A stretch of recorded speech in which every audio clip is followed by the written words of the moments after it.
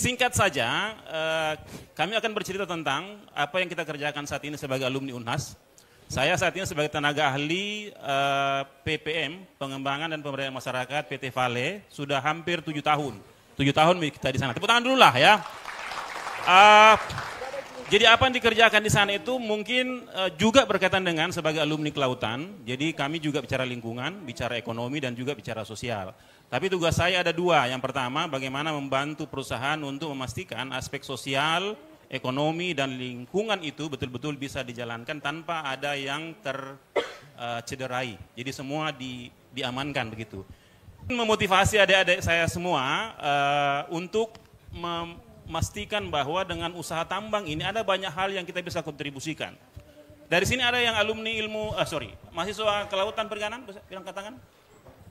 Ada? Oh ada. 1, 2, baru 2 ya yang hadir. Oh 3. Ya, bicara energi.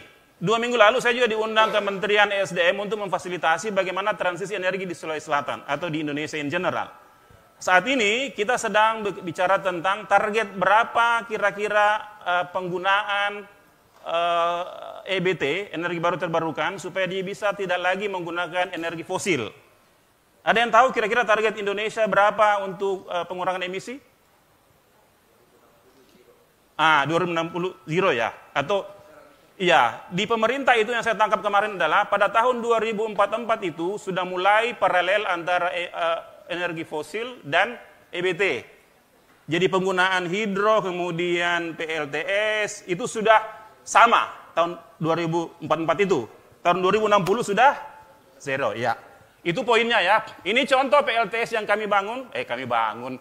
Pemerintah bangun di Pulau Tanah Keke yang hanya berusia 6 tahun. Setelah itu tidak operasional. Kenapa? Karena dia sophisticated, rumit, dan warga tidak bisa memfasilitasi. Tidak bisa memperbaiki karena teknologinya memang agak susah begitu ya. Indonesia yang kaya ini itu hanya disebut tumbuh berkembang pesat hanya di bagian barat. Indonesia bagian timur itu dianggap underdeveloped.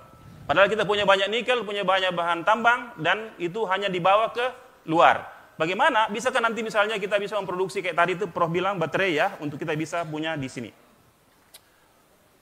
Indonesia belum masuk negara yang mengadopsi PLTB dengan bahkan tidak masuk di 10-20 besar meskipun dia punya cadangan sumber daya luar biasa. Realitasnya adalah bahwa kita masih menggunakan fosil. Ini contoh bagaimana misalnya negara memanfaatkan hidro ya untuk ini.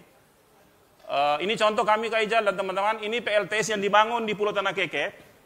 Only 5 years dan itu nilainya kurang lebih 4-5 miliar dan hanya dimanfaatkan oleh kurang lebih 100 rumah dan itu tidak berlanjut karena warga tidak mau bayar lebih iurannya. Berapa dibayar per bulan? 10.000 Ji. Karena dia bilang pemerintah punya. Itu contoh ya bagaimana teknologi ini diadopsi dan keberlanjutannya. Lanjut ya, ini di Pulau Tanah Keke. Ini 25 kWp. Nikel kita, saya kira ada banyak nikel yang kita bisa manfaatkan, tapi pertanyaannya adalah apakah dia menggunakan teknologi ramah lingkungan atau socially accepted dan economically viable ya. Ya, saya kira ini poin pentingnya adalah bagaimana kita memanfaatkan nikel dengan teknologi yang betul-betul efisien, efektif dan tidak merusak ya dalam skala besar. Indonesia memimpin produksi nikel untuk menyiapkan baterai, tapi juga mengalami tekanan tentang bagaimana memastikan sustainability dan fair growth. Indonesia leads global nickel production, powering the EV industry, but faces pressure to ensure sustainability and fair growth. Ini contoh potensi kita, saya kira Bapak Ibu, kita punya banyak danau, punya banyak macam-macam. Pulau kita 17.000, itu untuk sumber angin, bisa untuk power. Mahasiswa. Jadi, ini contoh tahu, Makassar itu sudah punya bus ini ya, elektrik ya, tapi saya tidak tahu apakah ini banyak atau hanya contoh saja, tapi kayaknya kita perlu yang kayak gini nih. Yang gratis untuk mahasiswa, betul tidak? Iya.